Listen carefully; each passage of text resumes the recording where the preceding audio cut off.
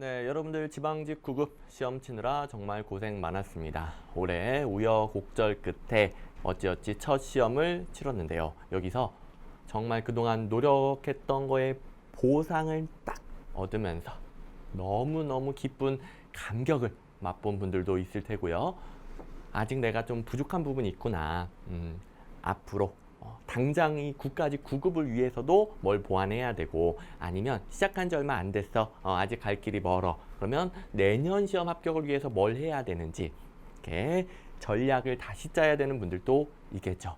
이 해설 강의는 단순히 문제에서 뭐가 틀렸고 왜 맞았고 뭐 이런 거 이해하는 기능뿐만 아니라, 이걸 통해서 내가 이 부분이 부족하구나 그걸 느낀 다음에 앞으로 공부 계획을 짜는데 굉장히 중요합니다.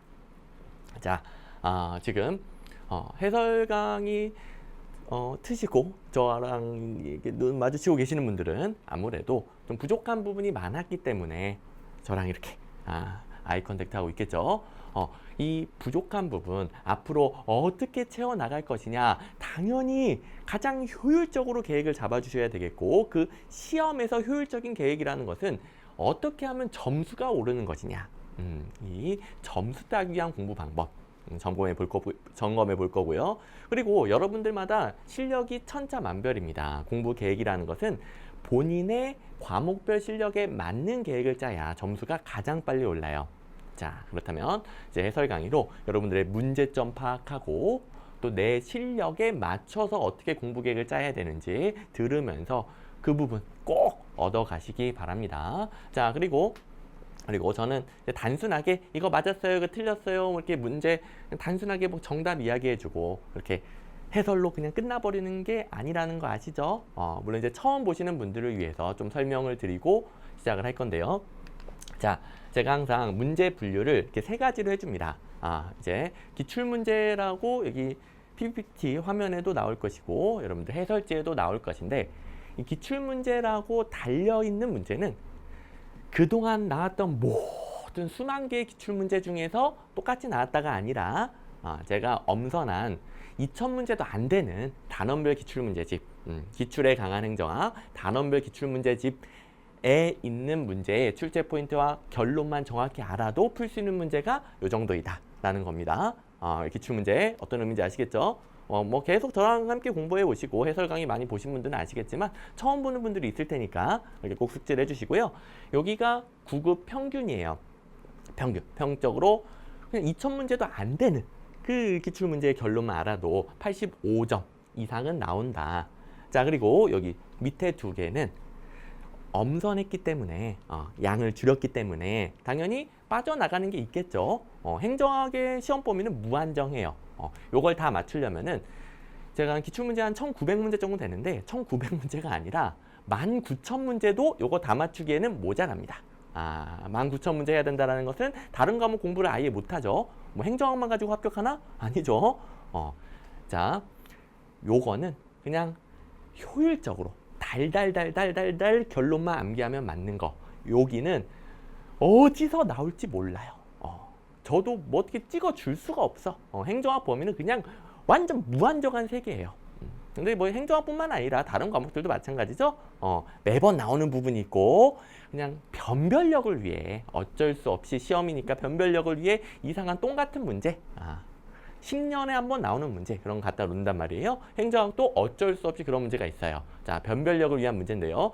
그 중에서 가끔 변별력을 갖추려다가 아예 실패한 문제가 있어. 혹은 의도적으로 너무 많은 사람이 100점을 맞으면 안 되니까 그러면 잘하는 학생들끼리 변별력이 떨어지죠. 그래서 일부러 그냥 거의 손도 못 대는 문제를 조금 냅니다. 그걸 이제 100점 방지용이라고 했고요. 그냥 생소한 문제라고 달아놓은 문제는 풀 수 있는 문제예요. 내용은 모르는데 풀 수가 있어. 풀 수가 있어. 자, 합격 메커니즘 이래요. 얘를 다 맞추면 85점이잖아요. 얘를 다 맞추면 이거는 뭐다? 대비 가능한 거. 다른 수험생들도 다 대비 가능하고 다른 수험생들도 다 아는 문제입니다. 자, 그럼 85점. 근데 이걸 다 맞출 실력에 다다르면은 자동으로 여기서 한 문제 이상이 맞습니다. 자, 11%니까 한두 문제 아니겠습니까? 자, 두 문제일 거 아니에요? 두 문제. 그 중에서 한 문제 이상은 맞습니다. 그러면 90점, 95점이 완성되죠. 요거는 모두가 틀려요. 이거 맞추는 사람은 그냥 찍어서 맞추거나 아니면 진짜 이 시험의 도 같은 거야. 그래서 90점, 95점은 커트라인상 합격을 위한 점수가 충분히 확보가 되죠. 자, 이게 이제 9급 평균인데 이번 시험 여러분들 아시죠? 많이 쉬웠어요. 자, 많이 쉬웠어요. 많이. 변별력도 별로 없고. 그래서 18문제가. 자, 이게 85%가 아니고 90%의 문제가 그냥 이 얼마 안 되는 1000몇백 문제, 기출문제 집에 있는 것만 달달달 해도 맞출 수 있는 거. 그것도 이번에는 변형도 거의 없어요. 그냥 똑같이 그냥 이거 알면 이거 푸는 거.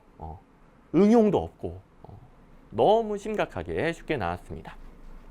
그래서 좀 변별력이 많이 부족했던 시험인데 그래서 지금 뭐 제 카페도 그렇고 제 카톡 상담도 그렇고 지금 자기가 뭐 95점 혹은 100점 자랑이 상당히 많아요. 상당히 많아요. 근데 이제 합격 가능하신 분들은 95, 100을 맞았어야 되는 시험입니다. 물론 90점은 조금 아쉽지만 괜찮아요. 90점은 조금 아쉽지만 괜찮고. 근데 이제 여기서 틀려버린다.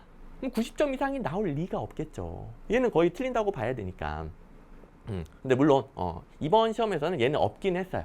없긴 했는데 여기서 다 못 맞출 수도 있잖아요. 이제 한 문제 이상이라고 그랬죠. 다 못 맞출 수도 있잖아요. 여기서 한 문제 틀리면은 90점 맞을 가능성이 굉장히 줄어들고요. 두 문제 틀려버리면은 90점 이상이 엄청 힘들어지겠죠. 이걸 다 맞춰야 되는 거니까. 그렇죠? 자, 그러면 여러분들이 이제 실력 진단을 하셔야 되는데 제가 이렇게 쉽다, 지금 95점, 100점 맞으신 분들 정말 많은 분들이 자랑을 하고 올려주고 있다. 그런데도 불구하고 자기는 좀 부족해. 물론 뭐 80, 85, 90 뭐 요 정도는 본질적인 문제는 없어요. 여러분들은 반복 훈련을 통해서 그러니까 기출문제에 있던 거 반복 훈련을 통해서 점점 시험장에서 그 압박감을 느끼는 상황에서도 바로 풀 수 있게끔 만들면 돼요. 그런 분들은 본질적인 문제가 없는데 그보다도 떨어진다. 그럼 여기서 너무 많이 틀린 거예요. 그리고 잘 들어보세요. 제가 이렇게 말할 것이고 지금부터 일일이 기출문제 집에 있는 문제랑 다 비교를 해줄 겁니다. 이 18문제는 다 비교를 해줄 거예요. 그러니까 한마디로 다 있었다는 소리죠. 다 보여줄 겁니다, 지금. 근데 자기는 본 기억이 안 나. 본 기억이 안 나. 그러면 정작 고득점을 위해 필요한 것을 본 게 아니라 그동안 엉뚱한 걸 본 거죠. 시간이 너무 부족했던 초시생분들은 그럴 수 있겠지만 공부를 많이 했음에도 불구하고 못 본 게 많아. 엉뚱한 걸 본 겁니다. 자, 아무래도 해설 강의를 들으신다는 것은 좀 부족한 분들이겠죠. 그래서 자기가 지금 제가 일일이 비교해 주는 걸 보면서 어디가 부족한지를 보셔야 됩니다. 요거 다 맞추는 것도 굉장히 쉬웠다라고 그랬죠. 다 맞추는 분들은 여기서 한두 문제는 그냥 맞추고 실제로 맞출 수 있었어요. 그냥 맞추고 95, 100이 나왔다. 명심하시기 바랍니다. 자, 시험이니까 객관성을 확보해야 돼요. 선생님, 저에게는 그렇지 않았어요. 필요 없습니다. 저는 못 봤는데요? 필요 없습니다. 그럼 잘못 공부한 거예요. 못 봤으면 잘못 공부한 거예요. 그걸 이제 제가 다 보여줄 겁니다. 자, 여러분들 뭐라고 하는 게 아니고요. 원래 이 시험 처음 공부하니까 잘못 공부할 수 있어요. 여러분들 뭐 질타하는 게 아니고요. 앞으로 고치면 돼요. 앞으로. 자, 간략히 정리를 해보시면 실질적으로 100점도 맞을 수 있는 시험이었고 100점 맞을 수 있는 시험이 흔치는 않아요. 행정학에서는. 근데 이건 100점도 가능하고 95, 100은 맞아야 고득점에 따라 갈 수 있고요. 85점 이하 분발하셔야 됩니다. 85점 이하는 여기서 많이 틀렸죠. 물론 이제 80, 85, 90 이쪽은 본질적인 문제는 없는 거예요. 근데 그보다도 한참 떨어지면은 근본적인 부분이 문제인 거고요. 자, 가봅시다. 우리 출제 영역은 쭉 한번 제가 나열해 놨는데 특이사항은 행정환류가 다른 시험보다 좀 많이 나왔다는 점 정도 빼고는 없고요. 행정환류는 원래부터 모든 단어에 관련된 거기 때문에 따로 제가 분류한 부분에서는 평균적으로 한 문제 나오는데 갑자기 많이 나와도 다 관련된 내용입니다. 그래서 이것도 그렇게 특이한 부분은 아니에요. 자, 또 쉬웠고 자, 1번부터 가볼게요. 작은 정부를 적극적으로 옹호하는 것은 이렇게 쉬울 수가 있나. 우리 신공공관리론 배울 때 작은 정보 모르는 사람이 없죠. 그래서 여러분들도 뭐 이거 B책형 기준이긴 한데 B책형 받으신 분들 1번 보자마자 아이고 이렇게 쉽냐. 저도 이제 보자마자 1번 문제라서 쉽게 냈나 보다. 그런데 이런 문제가 10문제가 넘어요. 이번 시험 진짜 심각합니다. 심각해. 조금 더 어렵게 내야 좀 변별력이 있을 텐데 좀 심각합니다. 어쨌든 이렇게 쉽게 냈을 때 남들 맞는 걸 틀리면 안 되는 거예요. 이거는 다 맞춰서야 되는 것이고. 자, 쉬운 것들은 좀 간략간략하게 설명하고 넘어갈 건데 그래도 여러분들 공부 방향을 잡아야 되니까 좀 앞부분만 조금 더 설명을 가미해 드릴게요. 자, 작은 정부를 주장하는 것 신공공관리론. 신공공관리론은 행정국가 복지국가, 이제 큰 정부를 주장했던 시대죠. 그때 정부 실패를 겪으면서 1970년대부터 정부 실패를 겪으면서 신공관리론이 등장하고 신행정국가, 이때부터 작은 정부론, 정부 실패를 겪었으니까 이 정부 규모 축소하자. 그러면서 다양한 신공관리론, 뭐 유거버넌스론, 거버넌스 논리가 등장하잖아요. 그래서 뭐 너무 쉽게 풀었을 문제입니다. 자, 그리고 뭐 1, 2, 3번 모르는 게 있어도 이 문제 푸는 데는 전혀 지장이 없는 너무너무 쉬운 문제였지만 1, 2, 3번 모르면 안 되죠. 요거는 행정국가 복지국가 시기의 큰 정부론. 자, 행정권의 우월화를 인정하는 정치행정 1원론 왜 등장했습니까? 시장에 맡겼던 1930년대 이전, 시장의 자유를 중시했던 그 이전에 현상이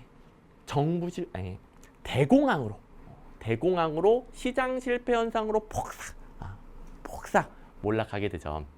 그러면서 이제 행정부가 대공황 등 시장 실패 현상을 극복하기 위해 결정하는 역할까지 다 해버리는, 그러니까 행정권이 급격하게 증가하는 일원론이 등장했습니다.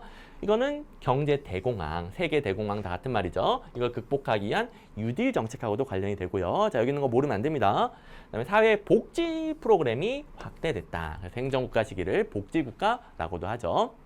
자, 이 문제 자체는 모르는 게 있어도 풀 수 있지만 1, 2, 3번은 행정국가 복지국가 시기의 주요 논리 굉장히 중요한 거니까 챙겨두시고요. 자, 제가 일일이 기출문제랑 다 비교해 준다라고 그랬죠. 자, 2020년 기출에 강한 행정학입니다. 2020년 기출에 강한 행정학. 뭐 참고로 지금 문의 많이 하시는데 2021년 대비 기출에 강한 행정학 단원별 기출문제집 7월 말에 출간이 됩니다. 국가직 9급 시험까지는 반영을 해야 돼서 7월 말에 국가직 9급까지 다 반영하고 검토해서 출간이 될 겁니다. 원래는 제가 6월 말에 내는데 이 국가직이 밀려버리는 바람에 좀 양해를 드리고요. 어쨌든 이제 2020년 기준 기출에 강한 행정학 126번 2013년도 국가직 9급에 나왔던 건데요. 자, 신자유주의 정부 이념 및 관리 수단이 신공공관리론이라는 것은 모르는 사람 없죠. 자, 이거 모르면 안 되지. 이거 모르면 시험장을 못 가죠. 신자유주의의 관리 수단은 신공공관리론입니다. 여기서 시장을 통한 문제 해결을 강조하며 작은 정부라는 용어 모를 수가 없죠. 자, 여기는 여러분 다 안다는 거 알아요. 쉬운 부분인데 이 정도로 기존 문제에서 똑같은 것을 계속 낸다라는 걸 제가 일일이 확인시켜줘야 내가 좀 공부방에 잘못 잡았구나 이걸 깨닫는 분들이 생기기 때문입니다. 자, 계속 다 일일이 다 확인시켜 드릴 거예요. 자, 그리고 신공관리 모형 이렇게 낸 것도 있는데요. 뭐 이 문제는 약간 업그레이드된 문제긴 해요. 정부의 역할 최소화, 작은 정부론. 이거 이제 옳은 부분이고 최소화. 근데 여기가 뭘로 국한해서 최소화하냐? 결정하는 역할로 최소화한다. 자, 원래 기출문제랑 이거에 비해서 조금 더 업그레이드된 형태긴 하죠. 어쨌든 이제 최소화 확인하시고요. 뭘로 국한했다? 결정 기능. 관리나 집행이 아니라 결정 기능으로 국한했다. 관리나 집행은 더 효율적인 시장에 맡겨라. 그죠? 이거 뭐라고 합니까? 방향 잡기. 자, 워낙 문제가 쉬우니까 또 나올 수 있는 더 중요한 것까지 같이 해봤고요. 자, 지금 확인되고 있습니다. 그 다음에 2번 기능구조와 사업구조의 통합을 시도한 조직 형태. 이제 너무한 거 아닙니까? 우리 수험생들 너무 무시하는 거 아닙니까? 이거는 진짜. 자, 기능구조와 사업구조의 통합 딱 하나밖에 없잖아요. 매트릭스 조직 풀어주시면 되겠고, 뭐 당연히 있었던 문제죠. 기출에 강한 행정학 765번. 이제 요거 읽는 건 생략할게요. 765번에 매트릭스 구조에 대한 설명으로 옳은 거 고르시오. 기능구조와 사업구조의 화학적 결합을 시도하는 조직구조이다. 옳은 거 2번이 정답이었던 문제입니다. 넘어가. 자, 그 다음에 제가 이걸 좀 설명드려야 되는데, 제 쌍둥이 모의고사를 가끔 띄워줄 거예요. 이거는 제 모의고사 적중했다! 그게 아니고요. 그게 아니고요. 이 쌍둥이 모의고사 풀어보신 분들은 알겠지만, 이거 어떻게 돼 있습니까? 8개년도 지방직 9급 기출문제를 160문제겠죠? 일일이 변형해서 비교해서 볼 수 있는 모의고사죠. 자, 예를 들어 2012년도 지방직 9급 1번 문제 변형한 문제가 바로 옆에 2번 문제 변형한 문제가 바로 옆에 얘는 14년도 지방직 9급 14번 기출문제가 있고 변형한 문제가 바로 옆에 이런 방식이 쌍둥이 모의고사죠. 그래서 기출문제랑 쌍둥이 모의고사다. 지방직 9급 시험을 치니까 지방직 9급 최신 시험 중에서 뭐 범위를 일률적으로 정할 수는 없겠지만 연습을 위해서 8개년도 정도를 잡아서, 물론 이제 최신으로 갈수록 더 중요해지겠지만 어쨌든 8개년도 연습을 위해 잡아서 일일이 하나하나 변형해서 좌우 비교하면서 볼 수 있었던 모의고사예요. 한마디로 제가 적중시켰다가 아니라 그냥 지방직 9급에 나왔던 주제에 또 나왔다는 소리예요. 변형으로 그냥 연습했을 뿐이고요. 무슨 말씀인지 아시겠죠? 제가 지금 강조하는 것은 기출문제를 강조하는 거예요. 기출문제. 자, 기출에 강한 행정학은 단원별 기출문제집이죠. 근데 요건 이제 기출문제 변형 모의고사고, 요걸 이제 어떻게 활용할지는 뒤에 다시 한번 설명을 드릴게요. 자, 마무리로 활용하는 방법. 어쨌든 매트릭스 조직구조의 특징으로 옳지 않은 것은 기능부서, 통제권한의 계층은 수직적으로 흐르고 사업부서 간 조정권한의 계층은 수평적으로 흐르게 된다. 이렇게 기능구조, 사업구조 결합한 것은 매트릭스 구조이다. 이거는 조금 더 업그레이드돼서 수직, 수평까지도 외울 수 있는 문제죠. 내거. 3번. 지방재정의 세입 항목 중 자주 재원에 해당하는 것은 이거 진짜 미치겠네 정말. 자, 지방교부세 의존재원, 조정교부금 의존재원, 국고보조금 의존재원. 뭐 진짜 너무 심한 것 같아 이런 문제들은. 아무튼 1번, 3번, 4번 지워서 2번 풀어주시면 됩니다. 선생님 저 재산 임대 수입 뭔지 모르는데요. 몰라도 전혀 상관없어요. 전혀 상관없잖아요. 1, 3, 4번 우리 맨날 배우는 의존재원. 자주재원은 뭡니까? 지방세가 있고요. 가끔 이제 지방교부세랑 지방세랑 헷갈리는 분들이 있는데 지방교부세는 세금 아닙니다. 이거 세금 아니에요. 의존재원이죠. 그다음에 지방세랑 여기 의존재원 쓸 뻔했네. 자주재원에는 세외 수입이 있어요. 그러니까 지방세 외의 수입. 세외 수입 중에 뭐 이런 거 있을 수 있겠지. 정부의 재산을 임대해줘서 임대료 받는 거. 세금 외의 모든 수입을 말하는 겁니다. 이런 단어 몰라도 전혀 상관없고요. 이렇게 풀면 되는 문제이고, 요거는 너무너무 기본적인 체계라서 9급에서조차도 이렇게 났네요. 작년 서울시 추가 채용 9급 문제인데 9급에서조차도 요 정도로는 돼요. 요 정도로는. 자, 지방 수입에 있어서 자주재원의 핵심은 지방세와 세외 수입으로 어쩌고 여기 뭐 설명도 읽어볼까? 지방세는 법률이 정하는 바에 따라 강제적으로 징수하고 세외 수입, 정답이 세외 수입이었으니까 지방세 외의 모든 수입을 포함하는 개념이다. 다음에 무엇보다 의존재원은 지방교부세, 국고보조금, 조정교부금이 있다.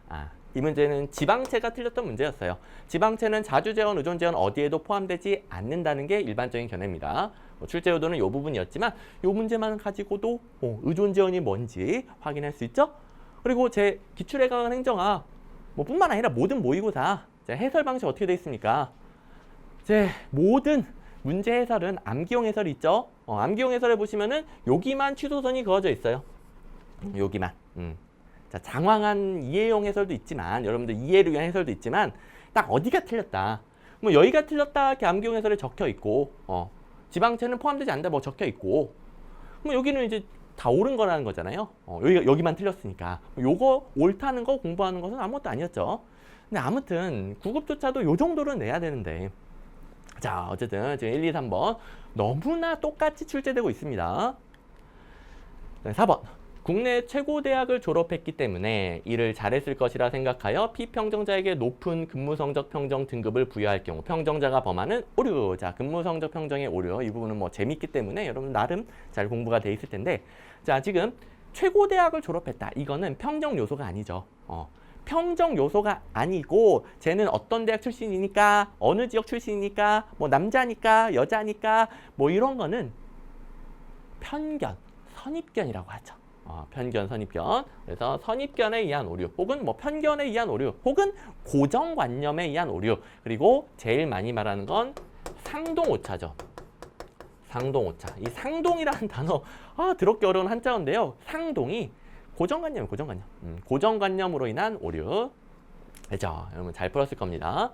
자, 뭐 기출문제 비교해 보시면은 14년도 서울시 9급에 나왔던 건데 경직적 편견이나 고정관념 때문에 발생하는 오차는 상동적 오차. 아이고, 잘못 눌렀어.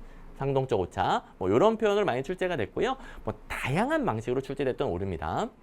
여기 뭐 스테레오타입도 보이죠? 스테레오타입이 직역하면 고정관념이잖아요. 스테레오타입. 이상한 한자어를 쓸 뿐인데 어쨌든 이 표현까지 다 알아주세요. 자, 그러면 표현이 몇 개 나온 거야? 선입견, 편견, 고정관념, 상동. 됐죠? 그 다음에 5번 행정 가치에 대한 설명으로 옳지 않은 것은 자, 공익의 과정설에 따르면 자, 실체설 과정설 비교 잘 나오죠? 과정설에 따르면 사익을 초월한 별도의 공익은 없습니다. 자, 실체설에서는 사익을 초월하는 별도의 공익이 있어. 근데 과정설에서는 사익들이 모여서 조정되고 타협되면서 공익이 형성되는 거라고 보죠. 그래서 형성되는 과정을 중시하는 거죠. 과정설, 사익을 초월하는 공익을 없다고 봅니다.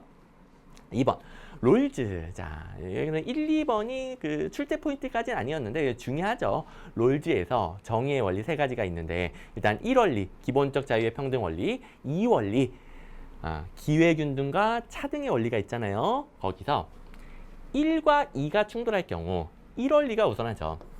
1원리가 우선하죠. 그래서 1원리 기본적 자유의 평등 원리 자자에다가 2원리 기회균등과 차등의 원리 기자랑 차자 따서 롤즈는 자기 차 타고 다녔다. 우선순위 이렇게 물어보잖아요. 기출문제집에서 많이 봤죠. 롤즈는 자기 차 타고 다녔다. 자, 헷갈리는 분들을 위해 자, 그다음에 제 2원리 기본적 자유의 평등, 기회균등, 차등, 기차 타고 다녔다. 그 다음에 4번 합리성 개념이 쉽죠. 목표를 달성하는 수단과 관련됩니다. 목표 달성도를 최대화시키기 위한 수단을 고르는 게 합리성이죠. 그 다음에 출제 포인트는 파레토 최적에 있었는데 이것도 너무 심해요. 파레토 최적은 우리 효율성 할 때 배우는 거잖아요.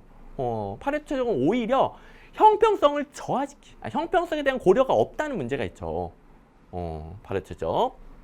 자, 기출문제집에 효율성에 대한 문제. 효율성을 이론적으로 뒷받침하는 기준으로 파레토 최적 상태를 들 수 있는데 이건 효율성을 의미하지만 분배 형평성을 확보해 주는 것은 아니라는 한계. 오히려 형평성 쪽은 고려를 못한다고요. 물론 뭐 이것만 알아도 푸는 거지만 오히려 형평성을 고려하지 못한다는 한계가 있어요. 자, 옳은 지문이니까 이걸로 공부했던 분들은 그냥 맞췄던 문제이고, 그 다음에 이거 기출문제집 보시는 분들은 알겠지만 250번 문제, 요 문제에 정말 많은 관련 틀린 선지들이 달려 있어요. 굉장히 중요한 문제죠. 중요도 A라고 달아놓은 문제죠. 역시 또 굉장히 많은 관련 틀린 선지가 달려있는. 자, 관련 틀린 선지는 문제 수가 너무 늘어나면 공부에 부담이 너무 심하니까 다른 과목도 해야 되잖아요. 무작정 문제 수 늘린다고 성적 오르는 거 아니에요. 너무 많이 늘리면 점수가 떨어져요. 처음에 말했죠. 어쨌든 너무 늘리지 않으면서 아주 중요한 출제 포인트를 이 문제와 관련된 내용만 딱 넣어 놓는 거. 딱 출제 포인트만 넣어 놓는 거. 관련 틀린 선지인데요. 주렁주렁 달려 있다는 것은 굉장히 중요한 문제라는 소리죠. 이 문제에서 변형돼서 엄청나게 출제되는 거죠. 그래서 이번 문제도 관련 틀린 선지로 또 추가되겠죠. 매년 제가 최신 문제를 반영해서 기출문제집을 계속 바꿔나가니까 추가되겠죠. 굉장히 중요한 문제입니다.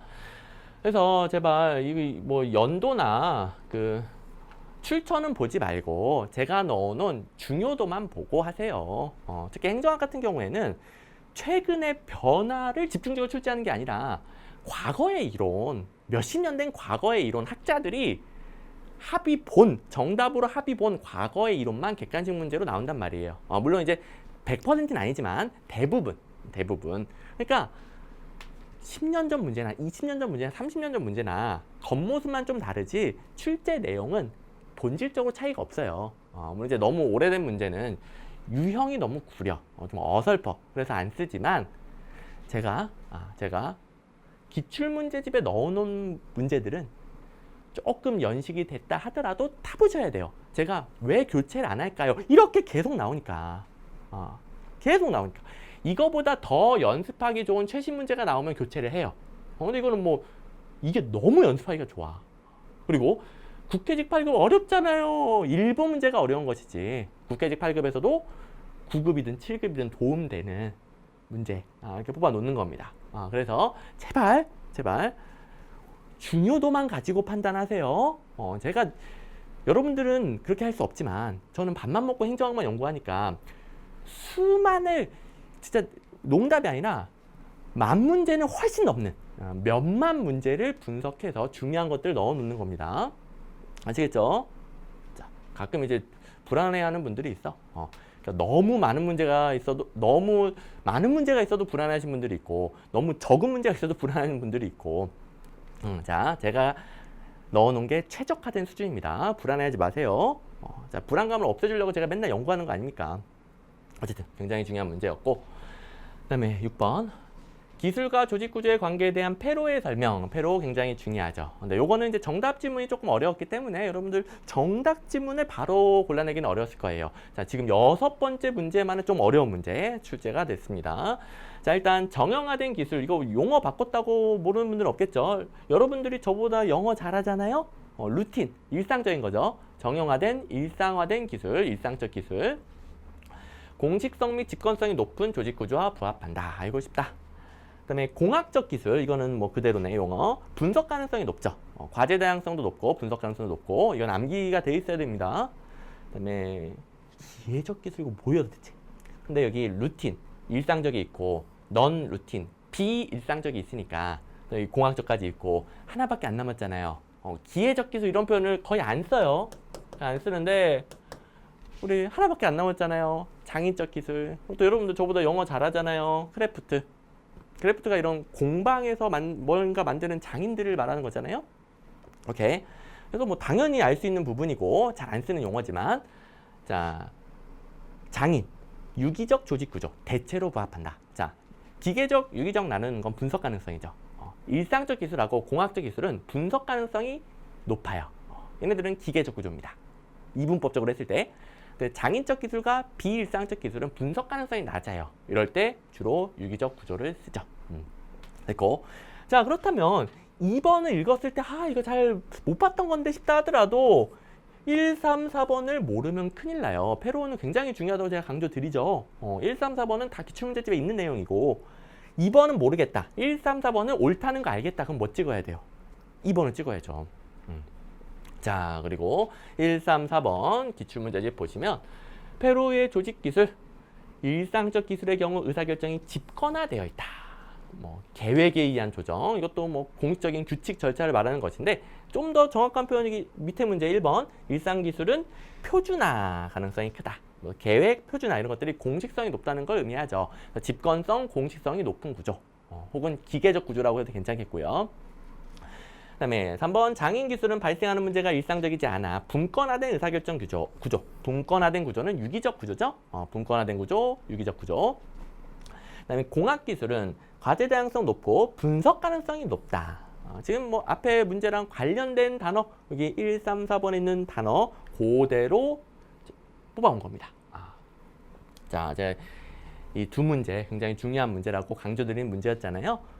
이것도 마찬가지로 선생님 7급까지 다 봐야 돼요. 이거 10년 넘었는데요. 맨날 나오니까 봐야 되는 문제예요. 여기도 선생님 이런 문제도 봐야 돼요. 제가 이런 문제까지 분석하느라 얼마나 힘들었겠습니까. 근데 매번 출제되는 것은 좋은 문제가 있으면 갖다 써야죠. 좋은 문제가 있으면. 국가직에도 나왔었고. 자, 그리고 요거는 그 쌍둥이 모의고사 보신 분들은 좀 기억이 남을 수 있겠는데, 자, 요거는 제가 지방직 9급 변형 문제라고 그랬잖아요. 이미 같은 주제가 출제됐었기 때문에 제가 모의고사로 던져준 부분인데요. 자, 이거 적중했다가 아닙니다. 저는 뭐 유치하게 이거 보세요, 저 적중했어요, 제 강의 들으세요, 모의고사 푸세요, 뭐 그런 거 아니에요. 자, 기출문제에서 이미 나왔던 주제란 말이에요. 나왔던 주제니까 제가 변형 문제를 드릴 수 있었던 거죠. 비일상적인 업무보다 단순 반복적인 업무를 수행하는 경우 통솔범위 넓게. 그러면 비일상적 업무는 통솔범위 좁게. 자, 앞으로 가봅시다. 비일상적 기술이죠? 무슨 일상적 업무, 비일상적 업무를 다양한 군데 쓰잖아요. 요게 다 페로우의 용어를 빌린 거예요. 그래서 비일상적 기술은 부하들에 대한 통솔 범위를 좁게. 자, 물론 모의고사를 봤다 하더라도 적용 못했을 수 있어요. 근데 이거 2번 몰랐어도 1, 3, 4번 지우면 된다. 그러니까 뭐 모의고사 꼭 봤었어야지만이 푼다는 게 아니에요. 그냥 기출문제 중요성을 강조하는 것 뿐입니다. 오케이. 자, 그리고 이제 보충 설명해 드릴게요. 2번에 집중을 해볼게요. 비일상적 기술이라는 것은 너무너무 복잡하고 정형화되지 않고 무슨 문제가 터질지 몰라. 그러면 상관이 많은 부하를 통솔할 수 있을까요? 어렵죠. 그죠? 상관 한 명이 통제할 수 있는 범위가 통솔 범위인데 너무 업무가 복잡하고 어려워. 그러면 많이 통솔하지 못하겠죠. 통솔 범위 좁게. 이렇게 통솔 범위에 대한 이해를 바탕으로 푸신 분들도 잘하셨어요. 이런 분들은 뭐 당연히 더 실력이 높으신 분들이죠. 자, 그 다음에 여기서 주의사항. 제발 아무거나 연결하면 안 돼. 특히 조직이론. 뭐 행정은 모든 부분이 마찬가지지만 조직이론에서는 특히 더 단순하게 출제돼요. 어마어마하게 단순하게 출제되기 때문에 문제에 있던 결론들을 마구마구 연결하면 이상한 결론이 나옵니다. 자, 여기서 이런 의문이 드신 분들이 있을 거예요. 장인적 기술이나 비일상적 기술은 유기적 구조죠. 유기적 구조. 옳습니다. 그 다음에 유기적 구조에서는 일반적으로 통솔 범위가 넓은 편이에요. 일반적으로.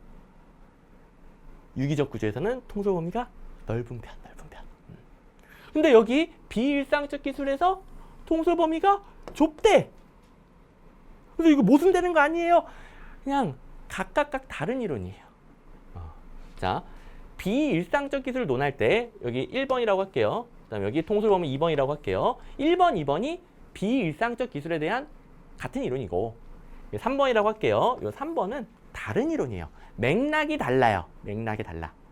근데 너무나 단순화돼서 출제되다 보니까 수험생 입장에서는 뭔가 모순되는 것처럼 느껴지죠? 그냥 맥락이 다른 이론이에요. 그러니까 제가 제발 출제 포인트별로 단편적으로 공부하라. 근데 공부를 그렇게 단편적으로 하면 안 되잖아요. 이해를 바탕으로 딱 연결해야 되는 거 아닌가요? 그러려면 합격하는데 10년 걸려요. 이거 그렇게 안 해도 문제가 너무 쉬워요. 가뜩이나 양도 많은데 더 늘리면 안 되죠. 그리고 단편적으로 하다가 반복 횟수가 늘어나면은 자연스럽게 연결이 돼요. 모든 걸 다 잡고 문제에 적용하려고 하면 합격하는데 10년 걸립니다. 근데 그렇게 안 해도 풀 수 있는 문제란 말이에요. 자, 단편적으로 반복하다 보면 자연스럽게 문제 해결에 필요한 것들만 연결돼요. 그리고 얘랑 충돌하는 것 같이 보이지만 어쨌든 기출문제가 그렇다고 했으니까 다른 내용이구나. 연결하면 안 되겠구나. 자연스럽게 분리가 됩니다. 이거는 기출문제 회독으로 극복하는 것이지 이 행정학에 대한 모든 것을 이해하려고 하면 절대 안 됩니다. 불가능해요. 저도 못해요. 저도. 20년, 30년 공부하신 그 행정학 대학 교수님들도 이건 못하는 거예요. 그리고 못할 수밖에 없는 게 사람마다 의견이 다 다를 수 있고요. 이론마다 맥락이 다 달라요. 그래서 이럴 땐 이 말이 맞고 저럴 땐 저 말이 맞아요. 그래서 수험생 입장에서는 그냥 다르다. 1번, 2번 논의랑 3번 논의랑 다르다. 자, 1번 논의는 일상적 기술과 비일상적 기술을 논의하는 거고요. 3번 논의는 기계적 구조와 유기적 구조를 논의하는 거예요. 기계적 구조와 유기적 구조. 유기적 구조에서는 분권화시키고 통제를 안 해요. 이 맥락은 통제를 안 하기 때문에 많은 부하를 통솔할 수 있다예요. 근데 요 맥락은 기술이 더럽게 어렵기 때문에 많은 부하를 통솔하기 어렵다는 거예요. 맥락이 다르잖아요, 지금. 됐죠? 함부로 막 연결해서 이상하다고 생각하면 안 된다. 여기 연결하신 분들 있을 겁니다. 됐고. 자, 6번 좀 어려워서 여러분들 설명드릴 게 좀 많았네요. 뭐 요런 부분에서 여러분들이 좀 깨우치고 아예 본질적인 실력을 업그레이드 해야 돼요. 단순히 저도 문제 해설만 하면 너무너무 좋죠. 편하고. 하지만 저는 그렇게 여러분들 내비둘 수가 없습니다. 저는 물고기를 잡아다 주는 사람이 아니에요. 물고기를 잡는 방법을 알려주는 사람이에요. 그래 여러분들이 합격할 수 있으니까 남이 잡아주는 물고기는 절대 합격 못합니다. 명심하셔야 돼요. 본인이 업그레이드 해요. 본인이. 자, 지방분권 추진 원칙 중 다음 설명에 해당하는 것은 자 7번 넘어왔고요. 기능 배분에 있어 가까운 정부에게 우선적 관할권을 부여한다. 뭔지 알겠네? 그리고 가까운 지방정부가 처리할 수 있는 업무면은 상급 지방정부나 중앙정부가 관여하면 안 된다. 자, 최대한 주민에게 가까운 지방정부에게 주고 여기서 못할 때 어쩔 수 없이 상급 자치단체나 중앙정부가 보충한다. 그래서 보충성의 원칙이 되겠고요. 2번이래. 두 번째 건 신경 쓸 필요 없습니다. 뭐 민간까지는 논의 안 해요, 원래. 두 번째 거 신경 쓸 필요 없고. 자, 기출문제집에 있는 거. 지방자치단체가 우선적으로 권한을 행사하게 하고, 항상 주민에게 가까운 지방자치단체가 우선이에요. 그리고 도저히 못하는 곤란한 사무만 중앙에서 처리한다. 보충성의 원칙. 뭐 당연히 세 단계니까 우리나라는 세 단계니까 기초, 광역, 중앙 이렇게 세 단계로 논의해도 되고 그냥 지방, 중앙 이렇게 논의해도 상관없습니다. 어쨌든 제일 주민에게 가까운 자치단체에 우선 배분하고 도저히 못하는 것만 상급 자치단체 혹은 중앙정부 이렇게. 네, 8번 정책 집행의 하향식 접근에 대한 설명으로 옳은 것만을 모두 고른 것은. 자, 이 문제부터는 이제 공부 방법에 대한 설명 없이 해설만 쭉 갑시다. 또 너무 길어지면 안 되고 제가 앞에서 충분히 다 말씀드렸어요. 중요한 거 나올 때만 제가 조금 더 가미를 드릴게요. 자, 갑시다. 하향식이면 위에서 결정하기 그대로 집행된다는 논리예요. 어디가 중요해? 결정이 중요하고요. 결정자가 결정을 잘해야 돼요. 집행은 그대로 통제되는 거예요. 그래서 고위직일수록 결정자잖아요. 결정자가 잘해야 됩니다. 하위직은 현장의 관료죠. 그다음에 결정자는 집행에 영향을 미치는 어쩌고 여러 가지 과정을 전부 다 통제할 수 있다. 결정해 놓으면은 집행에서 발생하는 다양한 문제들은 다 결정자가 통제할 수 있는 거예요. 그냥 그대로 할 수 있는 거예요. 요런 게 하향식이죠. 자, 너무너무 쉬웠던 문제였고 상향식은 기억 니은인데 상향식은 집행 현장에 초점을 둡니다. 결정이 아니라 집행 현장에서 발생하는 다양한 문제 처리에 초점을 두죠. 그다음에 니은 일선 공무원이 현장의 공무원이죠. 하위직 공무원, 현장의 공무원. 이들이 현장에서 발생하는 문제를 처리하기 위해 전문 지식과 문제 해결 능력을 가지고 있어야 돼요. 다 상향식. 이게 의외로 좀 틀리신 분들이 있는데 요거는 그 상향, 하향 이분법적인 구분이니까요. 기출문제집에 있는 거 몇 번만 반복하면은 점점 명확하게 풀 수 있게 돼요. 처음에 좀 반복이 부족할 때 이런 거 좀 틀리더라고. 근데 쉬운 문제입니다. 자, 기출문제집에 있는 거 상향식을 물어봤는데요. 상향식에 일선 공무원들의 전문 지식과 문제 해결 능력 똑같네. 똑같은 표현이 있고 집행 현장에서 일어나는 문제점을 파악하여 대응해야 된다. 뭐 기억 니은이랑 거의 똑같은 단어가 상향식에 있네요.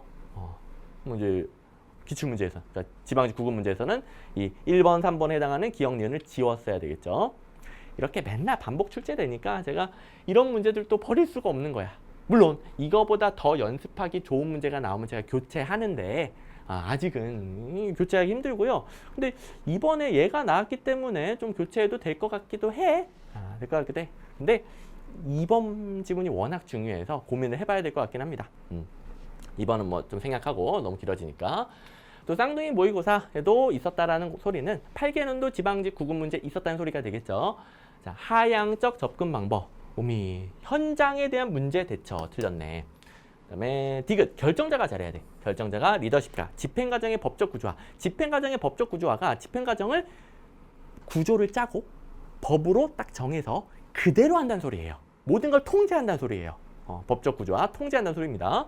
그래서 이런 표현들이 있었고, 자, 상향식에서는 일선 관료의 전문 지식과 문제 해결 능력이 중요했죠. 하향식에서는 일선 관료를 결정자가 엄격히 통제하는 게 중요합니다. 그렇죠? 그다음에 9번 조직 구성의 원리에 대한 설명으로 옳지 않은 것은. 이건 너무 어이가 없었던 문제인데요. 일단 1번, 2번, 4번에 대해서는 여러분들 다 아시죠? 간단히만 읽어볼게요. 분업의 원리. 일은 가능한 한 세분화해서 한 부서가 최대한 하나 또는 한 명이 하나 이렇게 분업 전문화. 통솔 범위의 원리 또 나왔네. 한 명의 상관이 감독하는 부하의 수. 적정한 상관이 통제 가능한 범위로 제한해야 되겠죠. 4번 조정의 원리. 분화된 활동. 자, 여러 가지 분업 등등을 통해서 분화되어 있는 활동들을 조직 전체의 목표를 위해 통합하는 원리가 조정의 원리죠. 3번 어이가 없죠. 명령 통일의 원리랑 전혀 상관없이 그냥 엉뚱한 소리를 하고 있습니다. 여러 상관이 지시한 명령이 서로 다를 경우 내용이 통일될 때까지 명령을 따르지 않아야 된다가 아니고요. 애초부터 상관이 몇 명? 한 명. 애초부터 상관이 한 명이고 명령도 하나여야 된다. 그렇죠? 자, 3번은 너무 어이가 없는 지문이라서 기출문제집에 똑같은 지문은 없어요. 근데 1, 2, 4에 해당하는 거는 뭐 많죠. 전문화, 분업의 원리, 가급적 한 가지의 주된 업무만 분담하도록 업무를 세분화하는 것이다. 조정의 원리, 공동 목적을 달성하기 위해서 구성원의 행동, 통일을 기하도록 뒷부분 다 집단적인 노력을 하나로 합치는 것이다. 통솔 범위의 원리, 1인의 상관 또는 감독자가 효과적으로 직접 감독할 수 있는 부하의 수에 관한 원리다. 자, 오늘 통솔 범위에 대해서 이해를 했으니까 앞에 있었던 비일상적 기술의 경우 통솔 범위가 줄어들 수밖에 없다. 너무 더럽게 어려우니까 이런 것들을 이제 확실히 이해할 수 있겠죠. 그다음에 10번 직업공무원제 단점을 보완하는 것으로 옳지 않은 것은 자 일단은 1, 2, 3번에서 모르는 게 있어도 자 1번은 모르면 안 되죠. 근데 2번, 3번에서 모르는 게 있어도 4번에서 답 고르는 데는 전혀 지장이 없습니다. 왜냐하면 직업공무원제는 정치적 중립성이 강한 편이에요. 공무원의 정치적 중립성을 강하게 보장하는 편이죠. 단점이 아니에요. 단점이 아니니까 단점 보완도 아니죠. 그래서 4번 고르는 데는 전혀 지장이 없을 것이고 여기와 관련된 내용은 너무 많아요. 이게 정치적 중립이 정말 다양한 데서 응용돼서 나오잖아요. 보시면 1번 정치적 중립을 확보하기 위한 신분보장은 실적주의의 필수 요소이기도 하고 필수까지는 아니지만 직업공무원제에도 기여하죠. 자, 정치적 중립은 직업공무원제에 기여하기도 하고 직업공무원제가 정치적 중립에 기여하기도 합니다. 그다음에 계급제. 계급제는 직업공무원제의 원리죠. 자, 여러 가지 제도들이 긍정적 관계, 충돌하는 관계, 이렇게 관계일 수도 있지만 이 계급제는 직업공무원제와 어떠한 관계를 이루는 게 아니라 그냥 계급제는 직업공무원제를 위해 만들어진 거죠. 직업공무원제 구성 요소입니다. 여기서 정치적 중립성 확보를 통해 이 문제는 관련 틀린 선지인데요. 관련 틀린 선지에도 틀린 부분이 딱 그어져 있어요. 여기만 틀렸어요. 여기만 틀렸으니까 앞부분은 맞다는 소리가 되겠죠. 계급제는 정치적 중립성 확보 맞습니다. 전문성은 틀렸죠. 일반행정가주의죠. 그다음에 직업공무원제의 장단점, 정당 및 정치 지도자의 지도력과 통솔력 강화? 갑자기 이게 왜 나왔어요? 자, 정치적 중립성이 강할 때 정당 및 정치 지도자의 지도력과 통솔력이 약화된다는 단점이 있습니다. 자, 응용 문제까지도 한 번 더 풀어보자. 직업공무원제는 정치적 중립성이 강한 편이다. 그래서 정치 지도자가 공무원들을 통제하기가 어렵죠. 통솔력은 약화될 수 있다. 자, 무슨 내용인지 아시겠죠? 그래서 여러 가지 버전으로 연습을 또 해봤고요. 자, 그 다음에 좀 설명을 드려야 될 부분이 남았는데 개방형 인사제도가 직업공무원제의 폐쇄적 임용 단점을 보완한다. 이거는 뭐 여러분들 설명 안 해도 알겠죠? 알아야 되는 부분이 알아야 돼. 2번, 3번.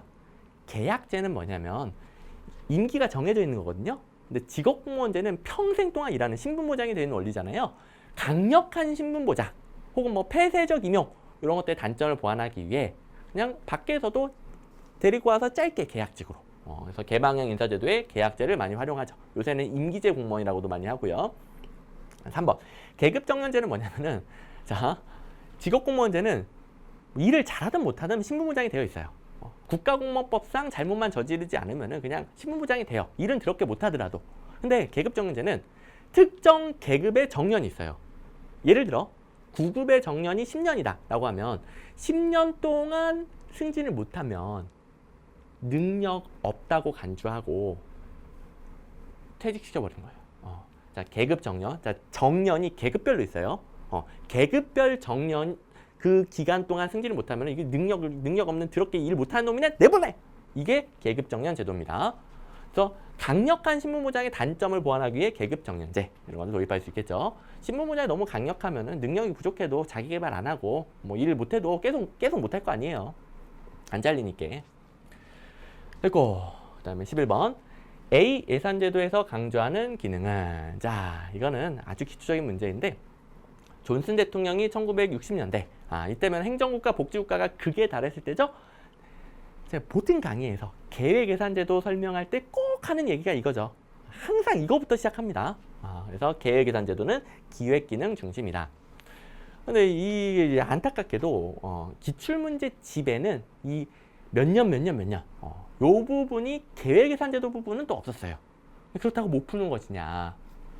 자, 이거는 완전 똑같은 건 아니고 응용해서 풀어야 되는 건 맞아요. 근데 이제 겨우 하나 나왔습니다. 겨우 하나. 근데 응용해 봅시다. 미국 예산제도의 변천 순서는 기출문제집에 있죠. 이건 중요하죠. 자, 품목별 예산 1번, 성과주의 2번, 계획 3번, 연기준 4번, 결과기준, 신성과주의 5번. 이거 모르면 안 되죠. 그리고 이제 기출문제집 문제들을 보면은 품목별 예산은 1910년대, 정확히는 1912년부터 테프트 기간 어쩌고저쩌고 막 이렇게 나오고요. 성과주의 예산은 1940년대 후반, 49라고 쓰죠 뭐. 40년대 후반, 세계 2차 대전 이후 그런 표현이 나올 겁니다. 여러분들 뭐 세계 2차 대전 40년대인 거 알죠? 여러분들 한국사 배우잖아요. 세계 2차 대전과 우리나라 광복이 밀접한 관련이 있잖아요. 다 아시죠? 그다음에 결과기준 예산이 1980년대. 자, 그럼 두 개가 남았는데, 두 개, 요 사이에 연기준 예산의 내용을 알잖아요. 여기에 대해서는 연도에 관련된 문제가 없기는 해요. 요건 다 있는 겁니다. 기출문제에 있어요. 여기에 대해서 없는데, 연기준 예산은 맨날 배우는 게 1970년대 심각한 재정 적자. 감축 중, 감축. 그러면 재정 적자가 나야 되잖아요. 그래서 이걸 지겹게 배웠죠. 지겹게. 그럼 그 직전이니까 뭐밖에 안 나와. 60년대 행정국가 복지국가 말미에. 아까 65년이었죠. 근데 60년대라고 대충만 기억해도 상관없습니다. 요걸 응용했었으면 그냥 푸는 문제고요. 또 이건 제가 모든 강의에서 항상 이것부터 설명을 해주니까 또 순서 설명할 때도 마찬가지고 잘 풀었을 겁니다. 자, 그런데 좀 아쉬운 부분을 채워줄 수 있는 게 하나 있어요. 이거는 단원별 기출문제집이 아니라 2019 기출문제 해설집이라고 해서 1년 동안, 가장 최신 1년 동안의 기출문제의 모든 것을 해설해주는 문제예요. 모든 기출문제. 여기 19년도 국가직구급에 나왔던 거 보시면 품목별 예산제도에 대해 고르시오 해놓고 맥나마라 국방부에 최초로 도입되었다. 이게 땡. 또 해설로 제가 계획예산제도다 달아놓은 부분이 있는데요. 맥나마라 이런 스토리까지는 몰라도 돼요. 스토리까지 몰라도 되지만 전혀 모르는 내용이라 하더라도 어서 본 걸 가지고 이거 맥나마라 계획예산제도인가 이렇게 풀 수도 있었겠죠. 자, 스토리 몰라도 됩니다. 몰라도 돼요. 이게 문제로 활용되는 거 방금 전에 요거랑 지방직 올해 9급이랑 저도 이 두 개밖에 못 봤어요. 그것도 중요하지가 않아. 더 중요한 것들 4개 산더미예요. 근데 어쨌든 뭐 2년 연속으로 활용은 됐으니까 앞으로 뭐 이렇게 기억에 남기라는 것도 있고 무엇보다 또 뭐 기출문제. 자, 여기서 정리해야 될 게 하나가 있는데요. 자, 더 이상 이제 공부 팁은 없을 겁니다. 이제 마지막 몇 분 지났니? 한 50분 가까이 된 것 같은데 여기서 한 1분만 쓰고요. 그 다음에는 해설 쭉 해서 끝내버릴게요. 자, 단원별 기출문제집으로 기본 실력을 쌓아요. 그럼 이거 언제 활용하느냐? 단원별 기출문제집으로 기본 실력을 쌓아서 매번 나오는 것을 맞출 수 있는 실력을 만들어 놓고 이게 된 분들은 가장 최신 기출문제 1년짜리를 확인해보고 들어가면 좋겠죠.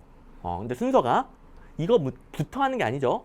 단원별 기출문제집, 기출에 강한 저거 먼저 하고 수도 없이 많은 문제 다 똑같이 나오잖아요. 먼저 하고 이게 된 사람이 이걸 활용한다. 그러면 한 끗이라도 더 실력이 좋아지겠죠. 딱 조금 한 끗이라도. 그리고 아까 지방직 국 대비 쌍둥이 모의고사 이것도 기출문제 8개년도라고 그랬잖아요. 이거는 그냥 자기가 볼 직렬의 기출문제, 최신 기출문제를 확인할 수 있는 모의고사예요. 모의고사 변형, 기출문제 변형 이게 다 일일이 되어 있다니까. 그래서 단원별 기출문제집 되신 분들이 8개년도, 자기가 볼 직렬 8개년도 기출문제 마무리, 그리고 바로 직전 연도에 출제됐던 거, 자기가 볼 직렬 아니더라도 5개 있겠지만 그거 1년치 마무리. 그래서 처음 실력을 쌓는 단계 그리고 마무리 단계 뭘 봐야 될지 알겠죠? 뭘 봐야 될지 알겠죠? 실력 쌓는 단계는 단원별 기출문제집, 기출에 관한 행정학. 마무리 단계는 1년짜리 최신 기출문제 해설집이랑 자기 직렬의 쌍둥이 모의고사. 자기 직렬의 쌍둥이 모의고사. 자, 9까지 9급 쌍둥이 모의고사도 있습니다. 9까지 9급 8년치. 오케이. 그걸로 9까지 9급 기출문제랑 변형 연습 하고 가시면 좋겠죠? 됐고. 그다음에 12번. 좀 빨리 가자. 1시간 넘겠다. 직위분류제의 단점은 너무 쉽죠. 조직 내 인력 배치의 신축성이 부족하다. 엄청나게 많이 나왔던 단점입니다. 자, 계급제랑 직위분류제 비교돼서 출제가 되는데 조직 내 인력 배치의 신축성은 계급제가 높죠. 계급제는 직업공무원제 원리라고 그랬어요. 직업공무원제 원리 두루두루 다양한 업무를 수행하면서 승진합니다. 일반 행정가주의예요. 그래서 다양한 업무를 할 줄 알아. 그래서 신축적으로 바꿀 수 있는데 직위분류제는 한 사람이 하나밖에 못해요. 특정 직무밖에 못해. 이거밖에 못하니까 못 옮기죠. 인력 배치의 신축성이 부족하다. 여기가 관련해서 어마어마하게 많은 문제가 있어요. 이 문제뿐만 아니라 제가 계급제, 직위분류제 비교할 때 가장 많이 나오는 출제 포인트가 이거라고 그랬어요. 또 나왔어, 또. 직위나 직무의 변화 상황에 신속히 대처할 수 있는 상황 적응적인 게 틀렸죠? 직위분류제에서 이게 틀렸다. 틀렸다. 근데 이 문제의 관련 틀린 선지로 비슷한 거. 자, 지금 선생님 표현이 별로 안 비슷한 것 같은데요? 거의 똑같은 표현도 주렁주렁 달려있어요. 수평적 이동이 어렵다, 신축적인 인력 배치가 어렵다, 탄력적인 인력 배치가 어렵다, 주렁주렁 다 달려있습니다. 변형까지 다 연습할 수 있죠. 됐고, 그 다음에 쌍둥이 모의고사에서도 너무 많이 나오는 거니까 제가 안 줬을 리가 없죠. 직위분류제, 2013년도에 나왔던 건데 가장 많이 나오는 틀린 질문을 넣어서 직위분류제 인적 자원의 탄력적 활용 땡, 유리 땡 이렇게 만들어 줬습니다. 자, 다른 지문들 간단히 체크해 볼 건데요. 행정의 전문성이 결여되는 건 계급제의 단점이죠. 여러 가지 업무를 두루두루 하다 보니까 하나에 대한 전문성은 결여됩니다. 반대로 하면은 직위분류제고요. 계급 간 차별 심화, 직업공무원제 원리죠. 직업공무원제, 계급제의 원리. 직업공무원제는 계급이 올라가면서 권한과 보수가 증가합니다. 계급이 신분이에요, 신분. 그래서 계급 간 차별이 좀 심하죠. 물론 그게 더 오랫동안 버틸 유인이 됩니다. 어쨌든 버티면 계급이 올라가니까. 네, 4번. 직무 경계가 불명확한 것은 다양한 업무를 두루두루 하는 계급제. 직위분류제는 하나만 한다니까. 명확하겠죠? 오케이. 넘어가고. 행정통제 유형 중 외부 통제가 아닌 것은 하고 직역 이것도 정말 많이 나온다고 강조했던 거. 감사원은 대통령 소속 내부. 행정부 기준인 거 아시죠? 행정부 내부에 있는 건 내부 통제. 행정부 외부에 있는 의회, 입법부, 법원, 헌법재판소, 사법부 다 외부죠. 뭐 똑같은 문제 이런 것도 많아요. 외부 통제, 감사원 땡, 입법부, 사법부 맞아. 법원, 헌법재판소 이 단어가 직접 들어간 것도 있어요. 1581번 문제는 법원, 헌법재판소, 감사원 이런 단어도 들어가 있어. 15번 쌍둥이 모의사 죄송합니다. 쌍둥이 모의사에도 감사원 내부적 통제다. 워낙 많이 나오니까 제가 넣어놨고요. 지방직 9급에서 지금 계속 17년도에 나오고 올해 또 나오고. 14번 민간 투자 사업자가 사회 기반 시설 준공과 동시에 해당 시설 소유권을 정부로 이전하는 대신 시설 관리 운영권을 획득하고 정부는 해당 시설을 임차 사용하여 임대료를 민간에게 지급한다. 자, 훈련돼 있죠? 만든다 B, 소유권 이전은 T, 임대료 어쩌고 저쩌고 L, 그래서 BTL 순서대로 2번 골라주시면 됩니다. 자, 요거는 자세한 설명은 못하겠지만 여러분들 훈련이 다 돼 있을 겁니다. T는 뭐다? 소유권 이전. 그리고 이거 공부할 때 조심해야 될 거, 소유권과 운영권은 달라요. 소유권은 누구 거냐? 운영권은 사업해서 돈 벌 수 있는 권리. 사업권, 운영권, 공급권 이런 것들이 같은 말이죠. 자, T는 소유권 이전이고요. 자, 이제 운영권을 가지고 민간이 지가 운영하면 O예요. O. 오퍼레이트. 지가 운영 O. 운영권을 정부에게 빌려줍니다. 그러니까 정부에게 임대해준다. 혹은 정부는 임차한다. 그리고 운영권 빌려줬으니까 뭐 빌려주면 뭐 받아야 돼? 임대료 받아야죠. 민간 사업자가 임대료를 받아서 그러니까 정부가 임대료를 민간에게 지급해서 자, 임대료를 민간이 받아서 투자비를 회수하고 돈을 번다. 민간 기업은 돈을 벌 수 있어야 참여할 거 아니에요. 그게 L이 되겠죠? 여기 뭐 BOT 혹은 BLT 순서만 바뀝니다. 소유권 이전이 가장 마지막으로 가면은 O자가 먼저 오는 거예요. 그 다음에 BO 이거는 뭐가 없어요. T가 없어. T가 없으니까 이거는 소유권 이전이 없어요. 계속 민간 거야. 그리고 자, 기출문제 여기 BTL 방식에서 운영 시 소유권은 바로 정부로 넘어간다. 여기 소유권 이전 시기가 준공하자마자거든요. 그래서 운영 시 소유권은 바로 정부로 넘어간다. 그 다음에 운영 주체 잘 보세요. 운영 주체가 지가 운영하면 O고요. 정부에게 운영권을 빌려줘서 정부가 운영하도록 하면 L인 거예요. 그리고 여기서는 지가 운영하니까 누가 망간이라고 썼니? 지가 운영하니까 사용료를 받아서 투자비를 회수하고요. 여기는 정부에게 빌려줬어. 빌려줬으니까 임대료 받아야지. 이런 문제도 있고 뭐 근로 서술된 문제도 있고요.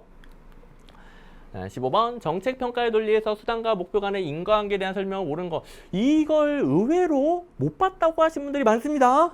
의외로. 지금 뭐 90점, 95점, 100점 이렇게 100점 제외 90점, 95점 받으신 분들 중에 요거 한 문제 틀리신 분들 좀 있더라고. 의외로. 근데 이거 그냥 착시현상이에요. 착시현상. 다 배운 거고요. 기출문제 똑같은 거 있는데 착시현상이에요. 왜냐면 우리 정책평가에서 우리 자 보세요. 정책이 효과가 있느냐를 평가하는 게 정책평가인데 인과관계가 성립해야 되잖아요. 그래서 정책평가할 때 가장 먼저 배우는 게 인과관계 성립 조건이에요. 그래서 여기서 뭐 제3변수 혹은 경쟁 가설이 있으면 안 된다 등등 뭐 제3변수, 신뢰도, 타당성 뭐 이런 거 배우기 직전에 항상 먼저 배우는 게 인과관계 성립 조건. 인과관계 성립 조건. 거기서 뭐가 있었어? 시간적으로 정책이 선행해야 된다. 정책이 변할 때 효과도 변해야 된다. 그리고 요거 제3변수가 혹은 경쟁 가설이 있으면 안 된다. 이렇게 세 가지를 배우잖아요. 그거잖아, 그거. 뭐가 선행해야 돼? 정책 수단이 정책 목표에 선행해야 돼요. 수단을 실현했을 때 목표가 달성됐느냐, 달성되지 않았느냐. 이게 너무 기본인데. 그 다음에 디귿 수단이 변했을 때 목표 달성 정도도 변해야 돼요. 공동 변화. 그리고 뭐가 없어야 돼? 수단과 목표 달성 간의 관계를 설명하는 다른 요인, 경쟁 가설 혹은 제3변수로 배웠던 거. 다른 요인이 없어야 된다. 배제되어야 된다. 그래서 기억만 틀렸죠. 기출문제 있지? 이거 왜 없어? 자, 정책 평가에 대해서 A라는 정책이 집행된 이후 목표 B가 달성된다. 시간적 선행성. 정책 먼저고요. 그 다음에 목표예요. 그 다음에 얘가 변화했을 때 얘가 달성됐다. 여기는 공동 변화. 근데 이 문제는 이 시간적 선행성과 공동 변화만 있으면 인과관계가 존재한다고 결론을 내릴 수 있다. 여기가 틀렸는데요. 뭐가 더 필요한 거예요? 이 니은의 다른 요인이 배제돼야 된다. 경쟁 가설이 배제돼야 된다. 이것까지 있어야 인과관계가 성립한다라고 결론을 내릴 수 있다. 세 번째 게 빠졌으니까 틀린 문제. 요거에 대한 관련 틀린 선지로 시간적 선행성, 공동 변화, 경쟁 가설 배제 이 용어를 사용한 문제도 딸려 있습니다. 그리고 이거는 여러분들이 아는 거잖아. 이제 생각났죠? 본 기억나죠? 착시. 이거는 반복 훈련이 되면 뭐 당연히 좋아지는 겁니다. 걱정할 필요 없어요. 16번 비용 편익 분석에 대한 설명으로 옳지 않은 것은 자 2번 보시면 정책 대안의 비용과 편익을 모두 가시적인 화폐 가치로 바꿔 측정하는 게 비용 편익 분석이죠. 모든 걸 화폐 가치로 통일해서 분석해요. 통일해서. 그래서 분야가 다른 정책이나 프로그램을 비교할 수 있죠. 전부 다 화폐 가치로 통일하니까 같은 기준으로 분석하니까 1번이 되겠고요. 그다음에 할인율 개념, 순현재 가치 개념은 여러분들 공부해야 되는 개념이다 까지만 알려드리고 자 기출문제 보시면 미래에 발생한 비용과 편익 화폐적 단위로 표시하고 이 화폐적 단위로 다 계량화시키기 때문에 다 통일되니까 여기선 좀 응용이 필요하죠? 분야가 다른 정책이나 프로그램을 비교할 수 있다. 요거는 이제 응용 필요하다 인정. 하지만 겨우 2개 나왔네 응용. 자 그리고 할인율이 낮을수록 순현재 가치가 커지죠. 할인율이 낮을수록 순현재 가치가 커진다. 이 말을 알면 할인율 개념, 순현재 가치 개념 여러분들 알고 있는 거죠. 자기가 아는지 모르는지 점검해 보시고 그다음에 17번 정책 결정 모형 쉬운 문제죠. 근본적 결정과 세부적 결정으로 구분한다. 혼합 모형. 리을 갈등의 준해 결과 표준형 절차 활용한다. 회사 모형.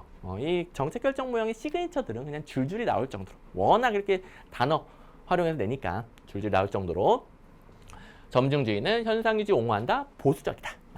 쓰레기통 모형은 문제 해결책 선택기에 참여하자. 제가 문해 참기, 문해 참기. 이게 의사결정에 필요한 4가지 요소이다 라고 외우라고 그랬던 거 아주 쉽게 풀었을 거고요.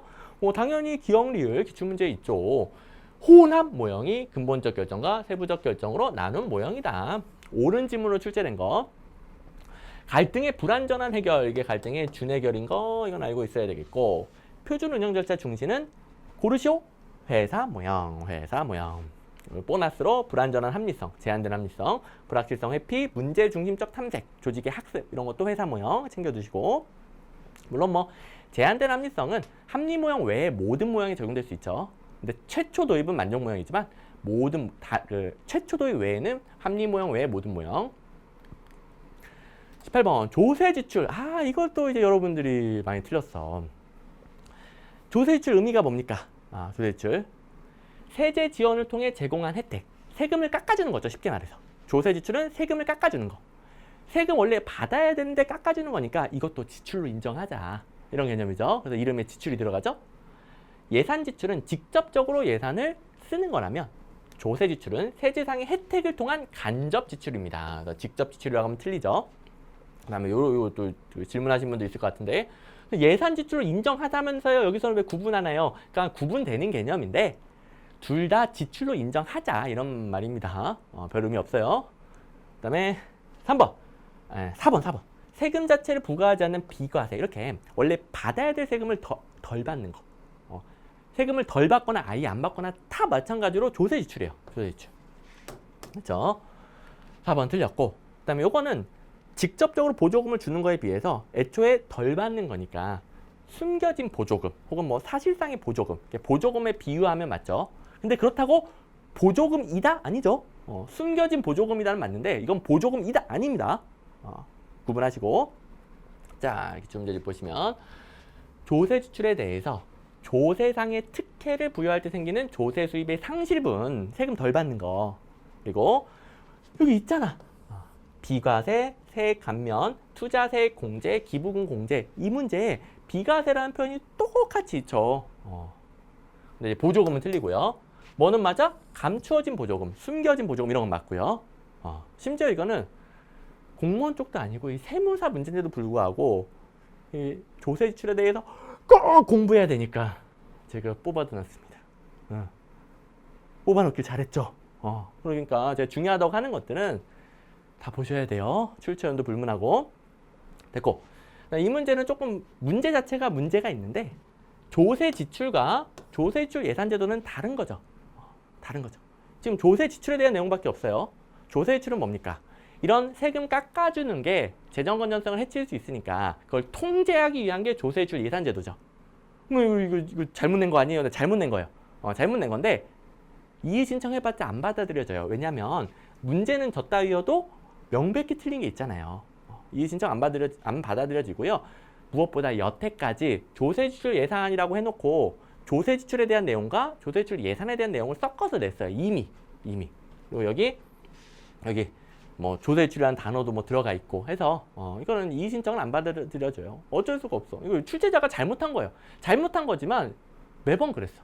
우리는 어쩔 수 없이 기출문제에 맞춰서 대비해야 됩니다. 자, 공부할 때 여러분들의 생각과 다른 점들이 나와도 기출문제가 옳다 그러면 옳은 거예요. 왜? 계속 그렇게 나올 거니까. 물론 개정사항 말고 기출문제가 조금 이상하게 내. 어법이 안 맞아. 내가 생각하기에는 어법상 틀렸어. 하지만 기출문제가 어법도 모르고 그렇게 내. 그럼 그거 맞는 거예요. 항상 시험은 시험 문제에 맞춰야 돼요. 여러분들 생각에는 중요하지 않습니다. 시험 문제에 맞춰야 됩니다. 그 다음에 이제 19, 20번 이게 생소한 문제로 분류한 두 문제인데요. 자, 요거는 풀 수 있었다. 19번은 아주 쉽고요. 당연히 풀었을 겁니다. 20번이 조금 어려운. 유비쿼터스 전자정부, 요게 전자정부 3.0 패러다임이라는 거 모르는 분들은 없겠고, 니은 개개인의 수요에 맞는 맞춤형 서비스 3.0이 니은이다. 이거는 뭐 3.0에 대해서 강의 때도 그렇고 뭐 기출문제집에서도 그렇고 뭐 유비쿼터스 전자정보로 나온다라는 거 예시 다 있죠. 니은 절대 모르면 안 되고 이제 기억 디귿 몰랐을 수 있는데 자 보세요. 가장 최신 패러다임이요. 가장 최신 패러다임. 가장 최신 기술이 나오면 돼요. 우리 뭘 외웠어요? 1.0은 그냥 뭐 전자화시키는 수준이고 2.0의 핵심이 뭡니까? 인터넷. 뭐 전자화, 인터넷 이런 것만 아니면 돼요. 브로드밴드, 무선, 모바일 네트워크, 센싱 어마어마하게 최신 기술이죠? 맞는 거예요. 다 이렇게 풀었죠? 디귿 이거 외우는 거 아닙니다. 이거 꼭 5가지만 말하는 것도 아니고요. 뭐 any where를 any place로 말해도 되고 뭐 다 한마디로 언제 어디서나 뭘 사용하든지 간에 다 된다 이런 표현이에요. 그냥 유비쿼터스가 언제 어디서나 다 연결되어 있다 그 말이죠. 그래서 anytime, anywhere, any device, any network, any service. 그냥 맞다고 해야지 어쩌겠어. 이거는 쉬운 문제였고 그다음에 이게 좀 어려웠는데 민원 행정에 대해서 그동안 별로 안 냈어요. 근데 조금씩은 나왔습니다. 조금씩은. 거기서 제가 기출문제집에 넣어놓은 게 니은과 관련된 거. 행정기관도 민원을 제기하는 주체가 될 수 있다. 있다. 이거는 기출문제 하나 넣어놨고 오른선지로 있고요. 그러면 작년 지방직 7급인가에서 이게 국가직 7급인가에서 민원을 제기해서 없다. 뭐 이렇게 틀리게 나온 적도 있어요. 또 작년 기출문제집에 있겠죠. 어쨌든 기출에 관한 행정학이 또 있었던 겁니다. 그래서 니은은 그래도 봤을 가능성이 높아. 근데 이걸 못 봤으면 뭐 어쩔 수 없이 틀렸겠죠? 근데 이거 한 문제 틀려도 몇 점? 95점. 95점. 아주 잘한 거예요. 이거 틀렸어도 괜찮아요. 근데 어쨌든 풀 수는 있었다. 니은 맞다라고 하고 그다음에 민원이 뭔지 여러분들 모두가 알잖아요. 행정학 공부 한 번도 안 했어도 민원이 뭔지는 알죠? 행정기관에 민원 넣는다. 뭐 불만 제기하고 하는 거잖아요. 뭐 요구하는 거죠. 그래서 규정에 따라 서비스를 제공하는 전달적 행정이다. 민원 넣으면 규정에 따라 서비스 제공한다. 이거 어떻게 틀렸다고 합니까? 기억은 틀렸다라고 할 수가 없는 지문이에요. 디귿. 행정 구제 수단으로 볼 수 없다? 행정 구제. 뭔가 절 구제해 주세요. 도와주세요. 제 권리가 침해당했는데 이것 좀 구제해 주세요. 이런 거잖아요. 민원 넣을 때 니 때문에 내가 이런 피해를 입었어. 이거 권리 구제해줘. 이런 민원 넣을 수 있는 건 당연한 거 아닐까요? 그래서 이 볼 수 없다를 맞았다고 보긴 힘들죠. 할 수 있잖아요. 할 수 있잖아요. 그래서 뭐 기억 디귿 중에 하나만 알아도 답은 나오게 돼 있습니다. 기억 디귿 중에 여러분들의 확신을 하나만 가졌어도 3번으로 답이 나오게 된다. 그래서 기출문제집에서 이 니은과 관련된 거 확인해 보시고 저희 생소한 문제라서 예시는 안 넣는데 확인해 보시고 이렇게 대처했으면 된다. 물론 마지막 문제는 틀렸어도 너무 상관없다. 다른 거 다 맞았으면 상관없다. 자, 고생했습니다. 자, 여러분들에게 하고 싶은 말이 너무 많았어요. 진짜 제가 단순 해설만 하면 저도 30분이면 끝나. 근데 제가 이렇게 피토하면서 지금 1시간 10분 가까이 되어가고 있는데 제 열정을 받아주세요. 여러분들 물고기 잡는 법을 배워서 당장 국가직 9급도 합격하시고 내가 지금까지 잘못 공부한 게 있으면 고쳐서 성적 폭발 이루시고 됐죠? 자, 그러면 이제 국가직 9급을 위한 마무리가 좀 필요하긴 하겠죠? 뭐다? 단원별 기출문제집에 있는 것조차도 헷갈리는 게 있으면 회독수를 늘린다. 시험이 얼마 남았든 여기서 부족하면 이거 해야 돼요. 근데 이게 어느 정도 되신 분들은 쌍둥이 모의고사 등 모의고사를 활용해서 구멍을 찾습니다. 구멍을 찾아서 메꾼다. 그리고 쌍둥이 모의고사 같은 거 보면서 최신 기출문제, 자기가 보는 직렬, 이제 국가직 9급이니까 국가직 9급 최신 기출문제. 3개년도에서 5개년도 정도 봐주시면 좋고 아예 쌍둥이 모의고사로 8개년도 봐도 상관없고요. 그 다음에 이것까지도 되어 있다. 모의고사도 완벽해. 그러면 작년 기출문제 그냥 확인해보고 가는 정도. 자, 저희가 어느 실력에 있는지에 따라서 공부 계획을 짜는 겁니다. 국가직 9급 몇 주 남았으니까 뭐 해야 돼요? 그게 아니라 여러분들 본인 실력을 본인이 파악해서 본인의 문제점을 파악해서 채워주는 거예요. 자, 기출문제 단원별 기출문제집 보러 가실 분들 보러 가셔야 되겠고 회독수 늘려주시고 판단하세요. 그다음에 쌍둥이 모의고사 등 모의고사 풀면서 구멍만 난 메꿔야 되겠다. 구멍 메꾸는 방법은 틀린 문제 반복하고 관련된 기출문제 반복하고 혹은 관련된 키워드를 요약서 같은 걸로 반복하고 자 뽑아서 처음부터 끝까지 다 보는 게 아니죠. 뽑아서 구멍 채우는 거 뽑아서 필요한 것만 본다. 필요한 교재에서 필요한 것만. 그리고 이제 가장 최신 기출 문제는 그냥 확인 정도 한다. 이런 식으로 본인의 실력과 본인의 문제점에 맞춰서 공부 계획을 짜서 마무리해 주시면 되겠습니다. 자, 자기 실력에 안 맞는 거 하시면 또 떨어집니다. 남의 말 듣지 마. 제가 지금 뭐 하라고 한 적이 없잖아요. 누가 뭐 해야 된다더라 이런 거 듣지 마요. 여러분들이 판단을 내려야 돼요. 여러분들이 문제점에 맞춰서 판단, 문제점을 이걸로 파악하고 판단을 내려서 공부계획을 잡는 거예요. 자, 18문제는 당연히 완벽하게 대비해야죠. 그리고 생소한 문제 2문제가 있었는데 중요도가 높은 문제는 아니에요. 또 풀 수 있었고. 그래서 이 정도로 마무리를 하도록 하겠습니다.